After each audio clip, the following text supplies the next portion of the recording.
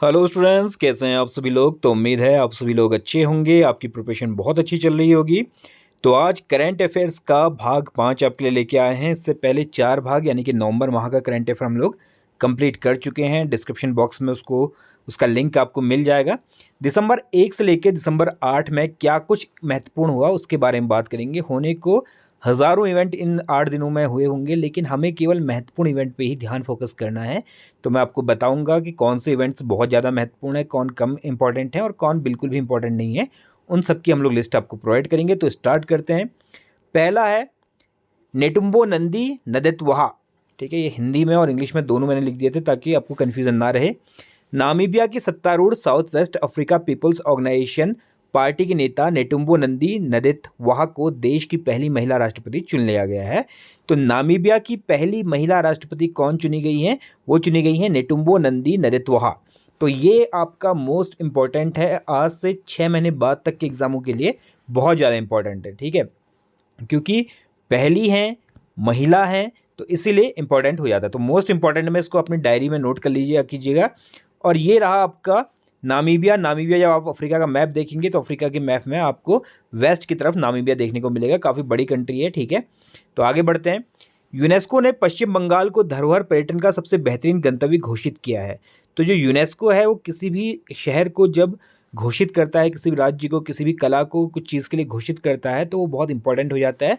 इसलिए most important तो नहीं कहेंगे, बट इंपॉर्टेंट की श्रेणी में ये आपका आएगा। ठीक है, यूनेस्को ने पश्चिम बंगाल की धरोहर पर्यटन का सबसे बेहतरीन गंतव्य यानी कि हेरिटेज टूरिज्म जो है, हेरिटेज टूरिज्म का मतलब ये होता है जहाँ पर ऐतिहासिक प्रकार की बहुत सारी चीज़ें हों, उन्हें हम हेरिटेज टूरिज्म कहते हैं। तो यहाँ पे हेरिटेज के नाम पे काफ़ी कुछ है। आप जानते हैं पश्चिम बंगाल में कलकत्ता है, कोलकाता में काफ़ी सारी ऐसे मॉन्यूमेंट्स हैं जो कि इंपॉर्टेंट हैं, बहुत सारी बिल्डिंग्स हैं। इसके अलावा चाय के बगीचे जो दार्जिलिंग में बने हुए हैं वो बहुत पुराने हैं, उनको देखने के लिए लोग आते हैं। चाय से संबंधित बहुत सारी म्यूजियम वहाँ पे हैं। तो इस कारण से इसको दिया गया है, इंपॉर्टेंट है, याद रखिए किसको दिया गया है, पश्चिम बंगाल को। विश्व समुद्री प्रौद्योगिकी सम्मेलन वर्ल्ड मैरीटाइम कॉन्फ्रेंस WMTC का आयोजन इस बार भारत में किया गया है। 4 से लेकर 6 दिसंबर 2024 तक चेन्नई में इसका आयोजन किया गया। सबसे इंपॉर्टेंट क्या है, इसको भी इंपॉर्टेंट की श्रेणी में रखेंगे। ठीक है, इसमें इंपॉर्टेंट क्या है कि इस बार WMTC का आयोजन कहाँ पे करवाया गया, आपको याद होना चाहिए, चेन्नई में। ठीक है, कब हुआ वो नहीं पूछेगा, बट कहाँ पे हुआ वो याद होना चाहिए। आखिरी बार यह भारत में 15 साल पहले मुंबई में आयोजित किया गया था। हर 3 साल में एक बार यह आयोजित होता है। तो केवल इसमें इंपॉर्टेंट क्या है कि कहाँ पर यह आयोजित किया गया था, WMTC, याद रखिएगा। ठीक है, आगे बढ़ते हैं। भारत का पहला वर्टिकल लिफ्ट ब्रिज, भारत का पहला वर्टिकल लिफ्ट ब्रिज बन चुका है और ये कहाँ पे बना है, ये इंपॉर्टेंट है। ठीक है, देश की मुख्य भूमि तमिलनाडु के मंडपम को रामेश्वरम द्वीप से जोड़ने वाला भारत का पहला वर्टिकल, वर्टिकल मतलब होता है ऊर्ध्वाधर, मतलब वर्टिकल मतलब होता है ऐसे खड़े में जो होगा उसको वर्टिकल कहेंगे और ऐसे में जो होगा उसको हॉरिजेंटल कहेंगे। ठीक है, द्वीप से जोड़ने वाला भारत का पहला वर्टिकल ब्रिज है। वर्टिकल लिफ्ट ब्रिज एक ऐसा ब्रिज होता है जिसके बीच वाले हिस्से को ऊपर उठाया जा सकता है। इस पुल की लंबाई 2.05 किलोमीटर है। इसमें सबसे महत्वपूर्ण ये है क्योंकि पहला ब्रिज है इसलिए इंपॉर्टेंट हो जाता है, इसलिए इसको हम इंपॉर्टेंट की श्रेणी में रखेंगे। इसमें इंपॉर्टेंट ये है कि ऐसा ब्रिज कहाँ पर बना है, तो ये कहाँ पर बना है, ये तमिलनाडु से रामेश्वरम को जोड़ेगा और इस कारण से इसको आप बीच से उठा सकते हैं। जैसे मान लीजिए कोई ट्रैफिक व्रैफिक जाना है, कोई बड़ा जहाज इसके बीच से जाना है, तो इसको आप उठा सकते हैं बीच से और आराम से जहाज इसके नीचे से निकल सकता है। मारिया विक्टोरिया जुआन ने 2 करोड़ रुपए का प्रतिष्ठित Aster Guardians global nursing award जीता है। एस्टर गार्डियंस नर्सिंग पुरस्कार किस लिए दिया जाता है, जब आप नर्सिंग के क्षेत्र में बहुत बड़ा कुछ काम करते हैं, नर्सिंग के क्षेत्र में आपका योगदान बहुत महत्वपूर्ण होता है, तब ये पुरस्कार दिया जाता है। फिलीपींस की रहने वाली हैं। इंपॉर्टेंट है, मतलब सौ टाइप का है, बहुत इंपॉर्टेंट नहीं है, नहीं इंपॉर्टेंट है, ठीक ठीक की श्रेणी में है, क्योंकि इससे इंपॉर्टेंट बहुत सारे पुरस्कार देश दुनिया में दिए जाते हैं, बट क्या पता पूछ ले। तो याद रखिएगा कि विक्टोरिया जुआन को इस बार का Aster Guardians global nursing award दिया गया है। आज से पूछा नहीं गया, बट ठीक है, थोड़ा पता होना चाहिए। जसलीन कौर ने प्रतिष्ठित टर्नर पुरस्कार 2024 जीता है। विजेता को 25,000 और अन्य फाइनलिस्ट को 10,000 डॉलर नहीं है, ये क्या है, ये पाउंड का है मेरे ख्याल में, सिंबल पाउंड का इनाम दिया जाएगा। यह पुरस्कार टेट गैलरी द्वारा आयोजित किया जाता है। समारोह स्थल टेट ब्रिटेन संग्रहालय लंदन में ये आयोजन हुआ था। तो सबसे पहले तो कई सारे लोगों को यही पता नहीं होगा कि टर्नर पुरस्कार मिलता कौन से फील्ड में है, ठीक है। तो इसलिए बहुत इंपॉर्टेंट तो नहीं है, बट ठीक है, भारतवंशी को मिला है तो क्या पता पूछ ले, लेकिन बहुत ज़्यादा इंपॉर्टेंट नहीं है। इंपॉर्टेंट की श्रेणी में रहेंगे, एवरेज एवरेज मान लीजिएगा। तो जसलीन कौर को टर्नर पुरस्कार मिला है। ये मिलता है आपको आर्ट के क्षेत्र में, ड्राइंग व्राइंग के क्षेत्र में मिलता है। उनकी एक एग्जीबिशन लगी थी, उसमें उनको इसके लिए नामित किया गया और लास्ट में उनको 25,000 पाउंड का पुरस्कार दिया गया। तो ठीक ठीक टाइप का है, 100 टाइप का, बहुत इंपॉर्टेंट नहीं है। अष्टलक्ष्मी महोत्सव, ये महोत्सव इंपॉर्टेंट हो जाता है, इसको हम इंपॉर्टेंट की श्रेणी में डालेंगे। क्यों इंपॉर्टेंट है आगे बताता हूँ मैं आपको। पूर्वोत्तर भारत से संबंधित सांस्कृतिक कार्यक्रम अष्टलक्ष्मी महोत्सव 6 से 8 दिसंबर 2024 तक नई दिल्ली के प्रगति मैदान स्थित भारत मंडपम में आयोजित किया गया। लक्ष्मी के 8 अवतार समृद्धि, ऐश्वर्य, पवित्रता, धन, ज्ञान, कर्तव्य, कृषि और पशुपालन पूर्वोत्तर की समृद्धि का प्रतीक है। क्योंकि ये एक बड़ा यूनिक सा नेम है अष्टलक्ष्मी महोत्सव, इससे किसी स्टेट के बारे में नहीं पता चल रहा है, और इस प्रकार के जो टर्म होते हैं वो अक्सर पूछता है एग्जाम में, ठीक है। तो आपको पता होना चाहिए कि अष्टलक्ष्मी जो आपके 8 छोटे छोटे स्टेट्स हैं नॉर्थ ईस्ट के, उनके बारे में है, ठीक। तो अष्टलक्ष्मी किसके बारे में है, और नॉर्थ ईस्ट के 8 जो स्टेट्स हैं उनके बारे में है, और ये 8 चीज़ों को भी दर्शाता है। इसमें समृद्धि, ऐश्वर्य, पवित्रता, धन, ज्ञान, कर्तव्य, कृषि और पशुपालन है। तो अष्टलक्ष्मी किससे संबंधित है, ये है आपके नॉर्थ ईस्ट से संबंधित। अगला, न्यायमूर्ति मुर्दू निरुमा बिंदुसनी फर्नांडो श्रीलंका के 48वीं चीफ जज बनी हैं, दूसरी महिला हैं जो कि चीफ जज बनी हैं श्रीलंका में। राष्ट्रपति अनुराग कुमारा दिसानायके की उपस्थिति में राष्ट्रपति सचिवालय में शपथ ली। तो इसको हम एवरेज मान सकते हैं, बहुत इंपॉर्टेंट नहीं है, क्योंकि दूसरी हैं तो इंपॉर्टेंट नहीं है, अगर पहली होती तो बहुत इंपॉर्टेंट हो जाता। तो मुर्दू निरूपा बिदुसिनी फर्नांडो जो हैं ये आपकी 48वीं बन गई है। ठीक ठीक टाइप का, बहुत ज़्यादा इंपॉर्टेंट नहीं है, बट याद रखिएगा। आगे बढ़ते हैं। फिल्म फेयर OTT अवार्ड 2024 से भी 100 टाइप का है, बहुत ज़्यादा इंपॉर्टेंट नहीं है, क्योंकि इतने सारे पुरस्कार हैं जिसमें आपके राष्ट्रीय पुरस्कार हैं फिल्मों से संबंधित, ऑस्कर वॉस्कर हैं, ठीक है। भारत में जो फिल्म फेयर है उसका जो मेन स्ट्रीम सिनेमा से संबंधित पुरस्कार हैं, तो इसको थोड़ा सा कम महत्व दिया जाता है, बट फिर भी ठीक है, याद होना चाहिए आपको। इसमें सर्वश्रेष्ठ फिल्म के लिए वेब ओरिजिनल में अमर सिंह चमकीला को दिया गया है। सर्वश्रेष्ठ निर्देशक का पुरस्कार इम्तियाज अली को अमर सिंह चमकीला के लिए दिया गया। सर्वश्रेष्ठ अभिनेता दिलजीत दोसांझ, अमर सिंह चमकीला। सर्वश्रेष्ठ अभिनेता महिला के लिए करीना कपूर खान को जाने जा के लिए दिया गया। सर्वश्रेष्ठ सहायक अभिनेता जयदीप अहलावत महाराज के लिए। सर्वश्रेष्ठ सहायक अभिनेता वामिका गब्बी खुफिया के लिए दिया गया। सर्वश्रेष्ठ सीरीज द रेलवे मैन। सर्वश्रेष्ठ निर्देशक समीर सक्सेना और अमित गोलानी।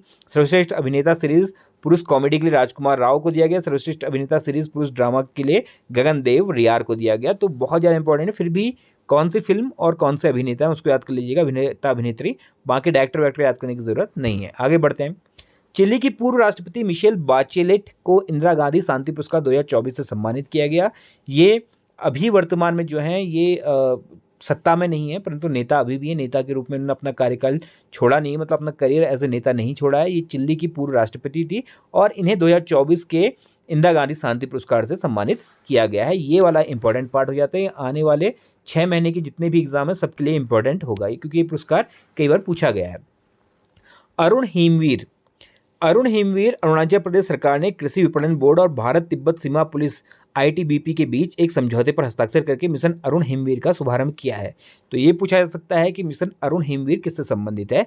तो ये किससे संबंधित है, ये एक सौदा है, किसके बीच में, एक समझौता है असम के जो अरुणाचल की सरकार है उसके और ITBP के बीच, कि अरुणाचल की सरकार अधिक से अधिक चीज़ें जो हैं वो ITBP को देगी और उसकी खाद्य पूर्ति जितनी भी है ITBP को ये सरकार करेगी आपके अरुणाचल प्रदेश की। तो अरुणवीर इसलिए इंपॉर्टेंट हो जाता है। किससे संबंधित है वो याद रखिएगा, बाकी याद करने की जरूरत नहीं है। अन्न चक्र और स्कैन पोर्टल, ये पोर्टल इंपॉर्टेंट है। क्यों इंपॉर्टेंट है पोर्टल, क्योंकि इस पोर्टल का हल्ला बहुत हुआ था बीच में, ठीक। इसके बारे में बहुत ज़्यादा प्रेस कॉन्फ्रेंसेस हुई, काफ़ी जगह ये हाईलाइटेड था, तो इसलिए इंपॉर्टेंट होता है। अन्न चक्र और स्कैन पोर्टल केंद्रीय उपभोक्ता मामले, खाद्य और सार्वजनिक वितरण तथा नई और नवीनीकरण ऊर्जा मंत्री श्री प्रहलाद जोशी ने अन्न चक्र और SCAN यानी स्कैन पोर्टल का शुभारंभ किया, जो भारत की सार्वजनिक वितरण प्रणाली और सब्सिडी दावे तंत्र को आधुनिक बनाने की दिशा में एक महत्वपूर्ण कदम है। अगर आप PCS मेंस की प्रिपरेशन कर रहे हैं तो वहाँ पर भी इसको थोड़ा सा इंपॉर्टेंट मान के चलिएगा। क्यों, क्योंकि PDS से संबंधित क्वेश्चन आते हैं। अभी आप देखते हो कि जो किसान हैं वो हर 6 महीने में साल भर में आंदोलन करते हैं। आंदोलन क्यों करते हैं, उनका मानना होता है कि एमएसपी बढ़ाई जाए, एमएसपी को गारंटी माना जाए। एमएसपी का सीधे लिंक आपका पीडीएस प्रणाली से है। एमएसपी क्यों दी जाती थी? ताकि पीडीएस के लिए खाना मिले, और पीडीएस के लिए जो खाना मिले वो लोगों में वितरित की जाए। तो पूरा एक साइकिल है। तो वहाँ पे जो भी आपका फूड सिक्योरिटी से रिलेटेड अमेंडमेंट होते हैं, या फूड सिक्योरिटी से रिलेटेड चेंजेस होते हैं, या फिर आपका एमएसपी से रिलेटेड होते हैं, पीडीएस से रिलेटेड होते हैं, तो वो एग्जाम के लिहाज से महत्वपूर्ण होते हैं। ठीक, तो इसलिए याद रखिएगा, अन्न चक्र और स्कैन पोर्टल दोनों को याद रखिएगा, किसने निकाला और किससे संबंधित है? पीडीएस से संबंधित है। भारत ने जूनियर हॉकी एशिया कप जीता। भारत की पुरुष जूनियर हॉकी टीम ने लगातार तीसरी बार और कुल मिलाकर 5वीं बार अपना खिताब जीत लिया है। पाकिस्तान को हराकर जीता था और 5वीं बार जीता है, तो महत्वपूर्ण हो जाता है, इसको हम इंपॉर्टेंट मान सकते हैं। इसके आगे इंपॉर्टेंट लगा देते हैं। ठीक है, पीवी सिंधु और लक्ष्य सेन ने Syed Modi India international badminton championship में खिताब जीत लिया है। इस प्रतियोगिता में लगभग 2 करोड़ रुपए का पुरस्कार दिया जाता है। सिंधु ने महिला एकल में वू लुओं को हराया, जबकि लक्ष्य ने पुरुष एकल में जिया हेंग को हराया था। सिंधु का ये तीसरा खिताब है और लक्ष्य सेन का ये पहला ही खिताब है। दूसरी वरीयता प्राप्त भारत की त्रिशा जॉली व गायत्री गोपीचंद पुलेला ने मोदी बैडमिंटन में महिला युगल का पहला भारतीय चैंपियन होने का गौरव हासिल किया। तो ये तो आपको याद रहेंगे, ये दो तो आप भूलोगे कि नहीं, क्योंकि इस टाइम पे इंडिया में सबसे आगे लक्ष्य सेन है पुरुषों में, महिलाओं में आपकी पीवी सिंधु है। लेकिन इसके अलावा जो सबसे इंपॉर्टेंट खबर इसमें होती है वो ये निकल के सामने आती है कि भारत की त्रिशा जॉली व गायत्री गोपीचंद पुलेला ने बैडमिंटन में महिला युगल का पहला भारतीय चैंपियन होने का गौरव हासिल किया। यानी कि जो आपका सैयद मोदी का जो एक कप है, इस कप में पहली बार महिला युगल में जिन्होंने जीता है वो कौन है? वो है आपके गायत्री गोपीचंद पुलेला और त्रिशा जॉली। तो ये इंपॉर्टेंट है, ये वाला तो खैर आपको याद रहेगा ही, आप भूलोगे नहीं। ठीक, आगे बढ़ते हैं। अमेजन ने नोवा नामक कृत्रिम बुद्धिमत्ता आधारभूत मॉडलों का एक नया सेट प्रस्तुत किया है, जो उद्योग में अग्रणी मूल्य प्रदर्शन के साथ साथ कार्यों की एक विस्तृत श्रृंखला में अत्याधुनिक बुद्धिमत्ता प्रदान करता है। तो इतना इंपॉर्टेंट कुछ नहीं है, याद मत करिएगा, केवल याद ये करना है कि एक एआई टूल नोवा करके एक एआई टूल निकाला है, वो किसने निकाला है? अमेजन ने निकाला है। तो वन लाइनर के तौर पे याद कीजिएगा, बाकी समझने की जरूरत नहीं है। केवल क्या कि नोवा नाम का एआई टूल है, किसने बनाया है? अमेजन ने बनाया है। नेब्रास्का में स्टेट कैपिटल भवन में महात्मा गांधी की प्रतिमा का अनावरण किया गया। 6 दिसंबर को अमेरिकी राज्य में गांधी जी के स्मरण दिवस के रूप में घोषित किया गया। तो इंपॉर्टेंट क्या है? 6 दिसंबर को किसने गांधी जी के स्मरण दिवस के रूप में बनाने का स्टार्ट किया है? किसने किया है? कौन सी जगह ने स्टार्ट किया है? तो यूएस में एक जगह पड़ती है, इसका नेब्रास्का, नेब्रास्का ने स्टार्ट किया है। 6 दिसंबर गांधी जी स्मरण दिवस कहाँ पे बनाया था? नेब्रास्का। तो इसलिए 6 दिसंबर इंपॉर्टेंट है, बाकी छोड़ दीजिएगा कि नेब्रास्का बना रहा है उसको बस। अब पूरी दुनिया में 21 दिसंबर को विश्व ध्यान दिवस मनाया जाएगा। संयुक्त राष्ट्र महासभा ने सर्वसम्मति से संबंध में प्रस्ताव पारित कर दिया। इंडिया ने एक यहाँ से भेजा था कि भाई हम चाहते हैं कि ध्यान दिवस बनाया जाए 21 दिसंबर को, जिसको संयुक्त राज्य ने मान लिया, संयुक्त राष्ट्र महासभा ने मान लिया। इंपॉर्टेंट, वेरी वेरी इंपॉर्टेंट है। ठीक है, बहुत ही ज़्यादा इंपॉर्टेंट है, वेरी इंपॉर्टेंट। इस तरह की चीज़ें पक्का आएंगी इस बार के लिए। अगले 4-5 महीने में जो एग्ज़ाम होने वाले हैं उनमें अगर सबसे इंपॉर्टेंट कोई डे है तो वो 21 दिसंबर है। याद रखिएगा, 21 दिसंबर को आपका ध्यान दिवस बनाया जाएगा, क्योंकि अंतर्राष्ट्रीय स्तर पर जो भी दिन भारत को पहचान दिलाते हैं, जब योगा दिवस बनाना प्रारंभ किया था तो कई सारे एग्जाम्स में पूछा गया था कि योगा डे कब मनाया जाता है। ठीक उसी तरीके से इस बार के लिए सबसे इंपॉर्टेंट रहेगा कि विश्व ध्यान दिवस कब मनाया जाता है, तो 21 दिसंबर को मनाने की बात कही गई है। चीन ने अंटार्कटिका में अपना पहला विदेशी वायुमंडलीय निगरानी स्टेशन खोला है, क्योंकि वह अनुसंधान स्टेशन का निर्माण करके बर्फीले और संसाधन समृद्ध दक्षिण महाद्वीप में अपनी उपस्थिति को मजबूत करना चाह रहा है। तो इसको छोड़ देते हैं, इसको केवल याद रखिएगा, वायुमंडलीय निगरानी स्टेशन किसने अपना खोला है इस टाइम में अंटार्कटिका में? तो अपना चीन ने खोला है। ठीक, कोई बहुत ज़्यादा इंपॉर्टेंट नहीं, फिर भी याद होगा तो ठीक है, भूल जाओगे तब भी कोई इतना महत्वपूर्ण तथ्य नहीं है। डॉक्टर बसंत गोयल को स्वास्थ्य सेवा और परोपकार में योगदान के लिए संयुक्त राष्ट्र वैश्विक उत्कृष्टता इनकी एक्सलेंस अवार्ड से सम्मानित किया गया। सो टाइप में बहुत ज़्यादा इंपॉर्टेंट नहीं है, बट ठीक है, याद कर लोगे तो बढ़िया, नहीं कर पाओगे तो ठीक है, बट फिर भी बसंत गोयल को मिला है, पुरस्कार मिला है, क्योंकि ये आपका संयुक्त राष्ट्र का पुरस्कार है, थोड़ा सा इसलिए वैल्यू बढ़ जाती है, अदरवाइज कुछ नहीं है। संयुक्त राष्ट्र का उत्कृष्टता पुरस्कार किसको मिला? डॉक्टर बसंत गोयल को मिला था। जय शाह ने संभाला इंटरनेशनल क्रिकेट काउंसिल का कामकाज। इतनी ज़्यादा खबर आपने सुन ली होगी अखबारों में, टीवी में, कि बहुत ज़्यादा बार सुन चुके हैं, तो बहुत आम खबर हो चुकी है, इसलिए इंपॉर्टेंट नहीं है, बट फिर भी आपको याद होना चाहिए कि जय शाह, जैसे इससे क्या क्वेश्चन बन सकता है? ये बन सकता है कि जय शाह सबसे कम उम्र में आईसीसी का अध्यक्ष बनने का रिकॉर्ड किसके नाम है? जय शाह के नाम हो गया है। सबसे मतलब आज तक कितने भारतीय जो हैं आईसीसी के अध्यक्ष बने हैं? तो 5वें हैं, इससे पहले 4 बन चुके हैं, जिसमें जगमोहन डालमिया थे, श्रीनिवास थे आपके, जो चेन्नई सुपर किंग्स है उसके जो अध्यक्ष थे, उनकी वो टीम थी, तो वो रहे हैं, डालमिया जी रहे हैं। ठीक, तो ऐसे बहुत सारे लोग रहे हैं, 4 लोग रहे हैं कुल मिला के। तो आपको केवल इतना याद करना है कि कौन से नंबर के रहे हैं और सबसे युवा कौन है, बस बाकी छोड़ दिएगा। रेड सी फिल्म फेस्टिवल 2024, इस फेस्टिवल का आयोजन सऊदी अरब के जेद्दा में किया गया था। कहाँ पर हुआ था रेड सी फिल्म फेयर का, क्योंकि इसमें फिल्म फेस्टिवल का, क्योंकि बहुत सारे बॉलीवुड के सितारे इसमें गए थे, उन्होंने शिरकत की थी, जैसे रणवीर सिंह गए थे, तो थोड़ा सा इंपॉर्टेंट हो जाता है।